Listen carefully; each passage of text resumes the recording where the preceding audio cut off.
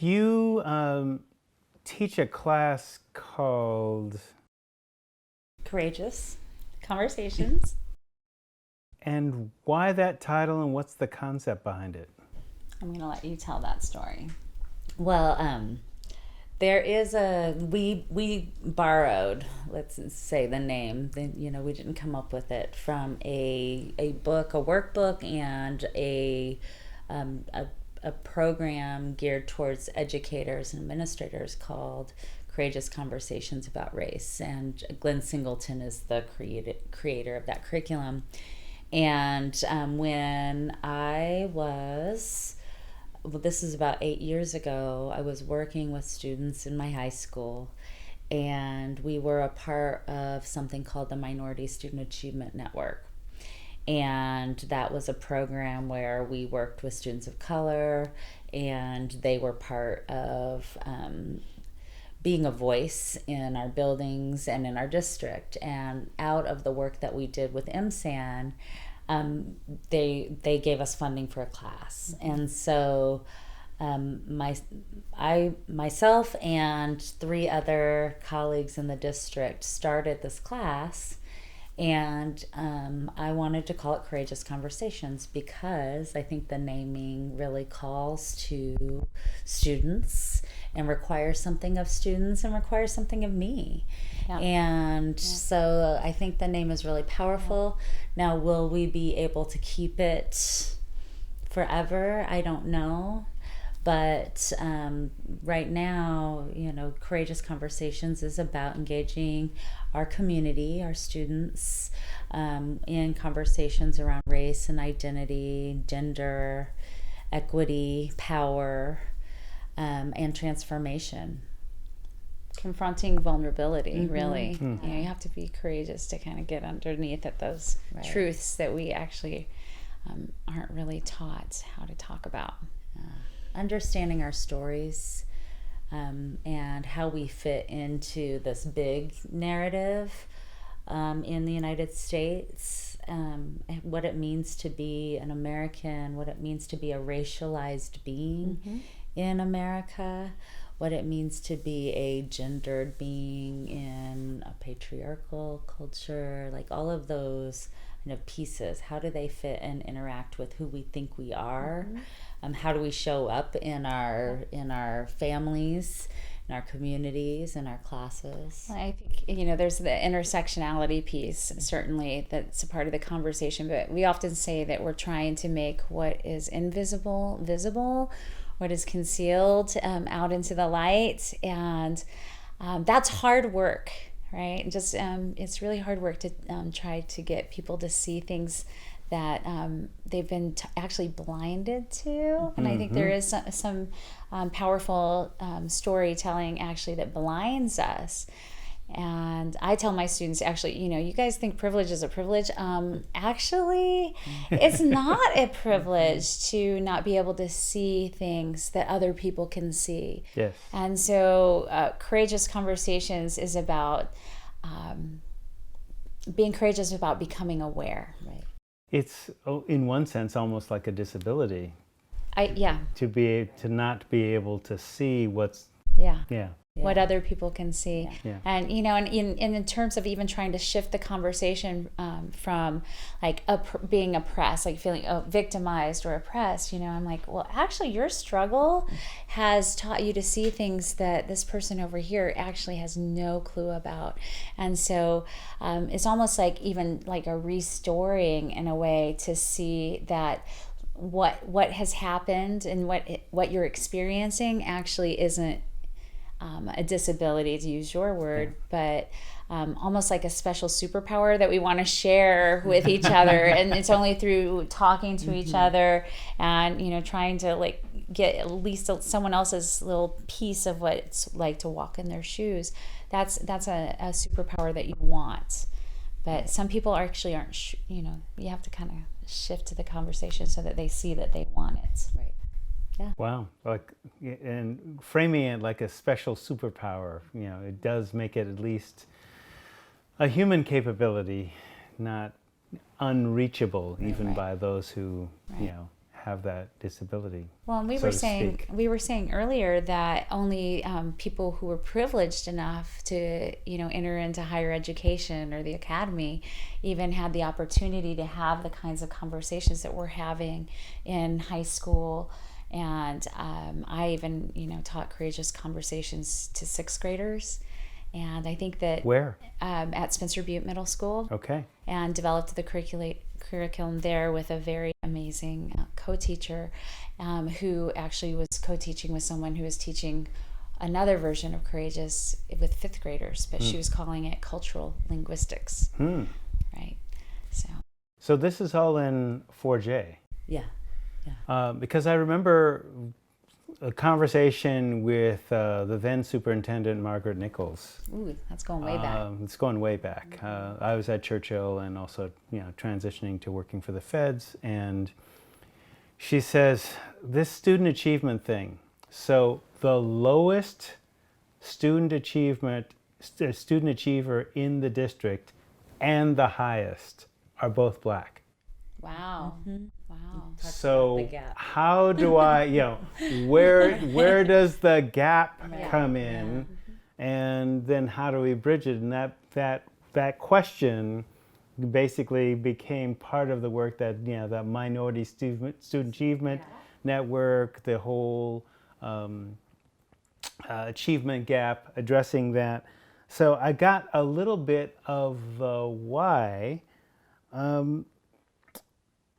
So when the subject matter is actually critical for development, and basically as early as possible, what if you don't acquire it in your environment? How does that class fit into the curriculum? Because then there's the rest of the school. There's algebra, there's social where does that fit in?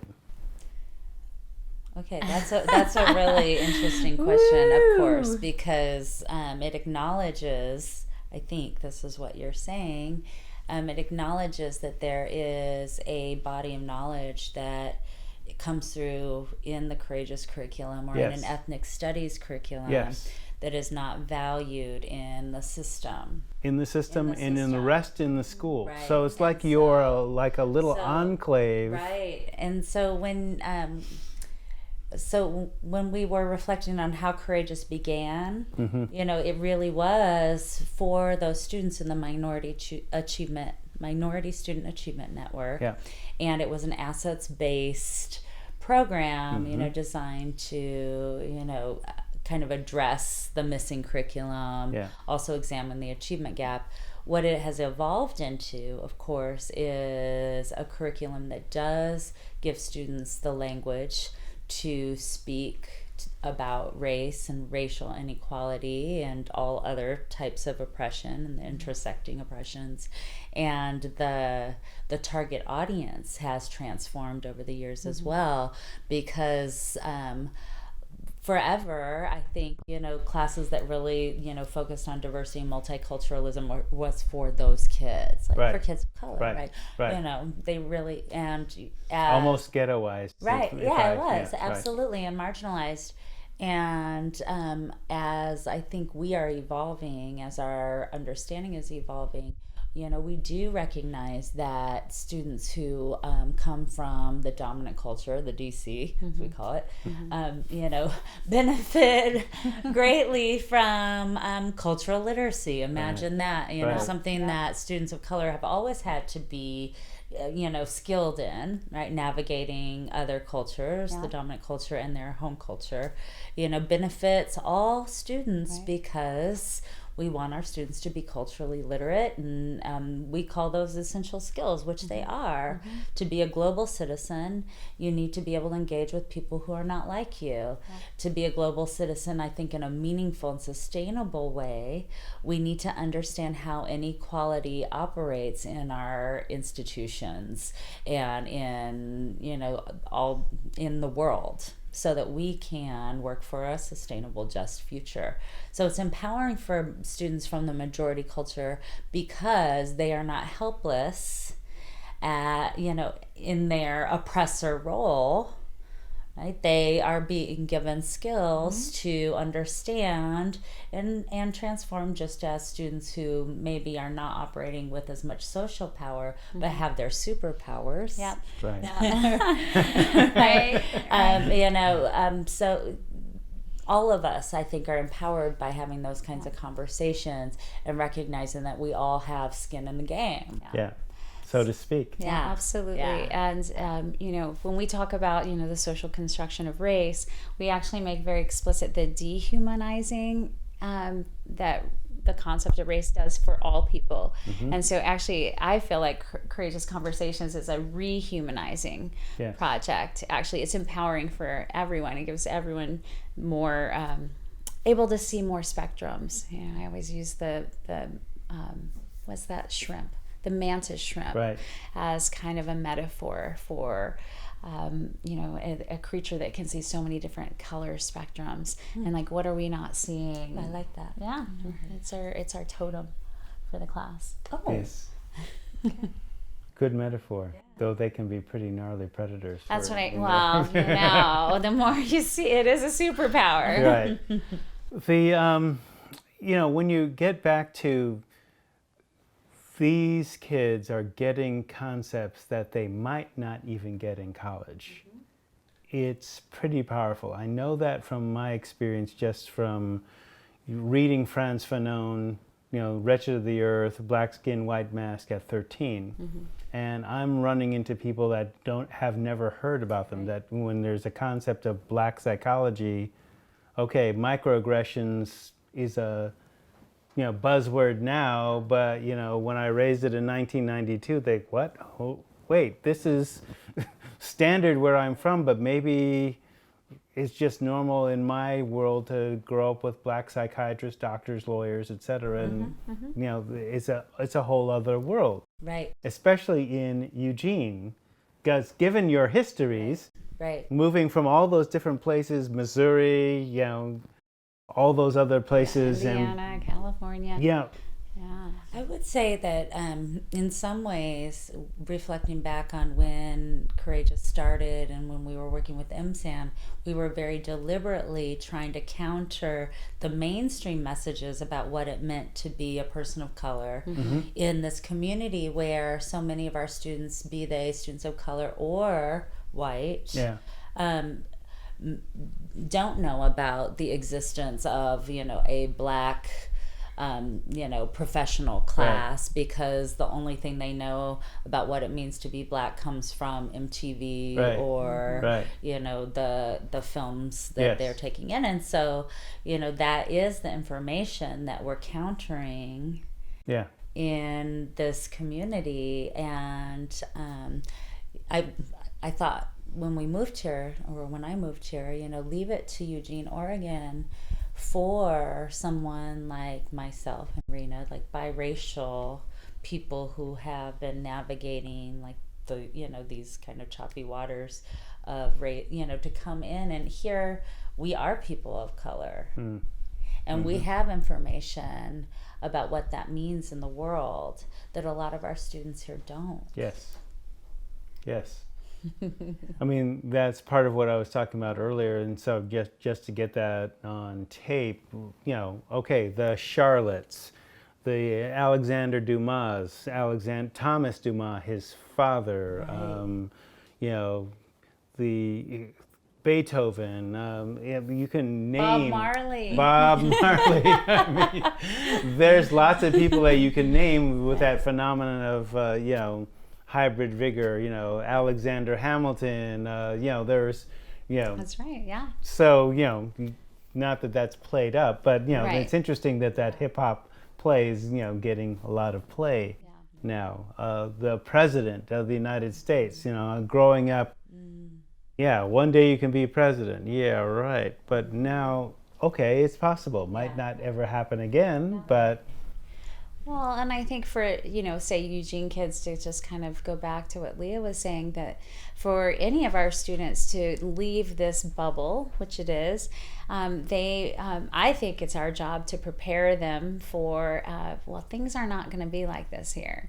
If you go to California, you know, if you're a person of color and you call yourself colored, like there's going to be some different kinds of, you know, responses that you're going to get. And so I think that's a part of educating our students. And, you know, it is an essential skill to know that, you know, there's different ways of being Black, there's different ways of being white, and there's different nuances, right, to all of the intersections of identity. And then to understand the reason why the construct exists in the first place, you know, so that There's the power piece. the critical understanding of what's underlying all of that, you know, and we provide that for our students, or I hope that we do, in a space that still, you know, allows for questions and for different realities, different experiences. Yeah. And so there is there's it's a third space. Yeah. You know, it's a decolonized space in the institution where I think that students can engage in these conversations about race and identity in a way that's honest, and, you know, can come in with those varying levels of understanding, and still fit. Yeah. The- Right. Go ahead. Well, I was going to say go ahead. that, you know, the two things can be true at the same time. So getting students to be able to have conversations where it's not either or, black, white, binary kind of thinking, right? I mean, if we're going to just do the two sides of the same coin thing, we're not going to get to that deeper level of critical thinking and critical consciousness that we probably need to address the really, really big challenges that we're faced with right now. What I was going to say is power. You know, basically, you're shifting from power being given to by the system and your position to power within, independent, and becoming basically more human, independent of what's going on outside. Yeah. Hope so. And that's a conversation that happens not only with people of color, but with all humans, because definitely oppressors get, you know, it's not easy to have privilege, and it's actually kind of, there's deficits and disabilities, you know. To perceive the elephant in the room, whatever the elephant is, you know, if it's race, then, you know, Dumbo, Jumbo, or Ganesha, where at least, you know, Ganesha, you know, writing, intellect, you basically understand that you approach it with reverence, courage, etc. Yeah. And you deal with it. Yes. Instead of with ease. tame that big elephant and put it in a circus. Right. Yeah. I like that. Extended metaphor. Yeah.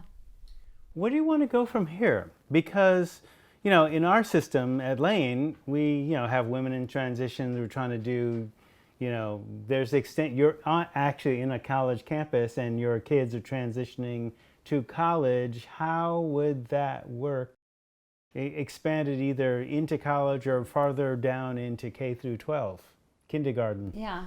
Well, I certainly see the extension down, you know, in that direction, because I feel like kind of the sociology, ethnic studies piece has been allowed to be in the academy and in higher ed, but extending that down, because by the time students get to high school, they're even more in that normative, is that the right word? Like kind of fixed, rigid, into settling into the identity piece. And so I see it traveling down. Absolutely. And I just want to add to that I picked up my phone yesterday, and my son's 9, and he's always, you know, on my phone when I'm not looking, and he was watching on YouTube like the like you know how, what is it when people talk over a video, the voiceover subtitles, and it was a Prince EA video about race. You know, my son's 9 years old. He wants to understand, all of these kids want to understand how they fit in the world and what this means, you know, when somebody says that you're black or you're white or you're Latino or you're Native or whatever. And so isn't it our job to provide them the tools to understand and make sense of something that is operating pretty powerfully in our culture? Or they actually do understand it, and then they're butting up against the power structure and getting kicked out of class. Right. And School to prison pipeline right there. Right. Yeah. So. Right. Final thoughts? I do want to say that there is an action piece that is the where do kids go from here? What do students do with this curriculum when they leave our class? And I had a student say to me last week, he said, you know, you don't ever really pass courageous, do you? It's about the struggle. Yeah, Ta-Nehisi Coates. Yeah, he got it. And I've been teaching 8 years, you know, and now, no. Sorry. So Yeah. Gives us something to do. Yeah. It's the work. yeah. Well, thank you. Thank you. Yeah. Thanks for having us.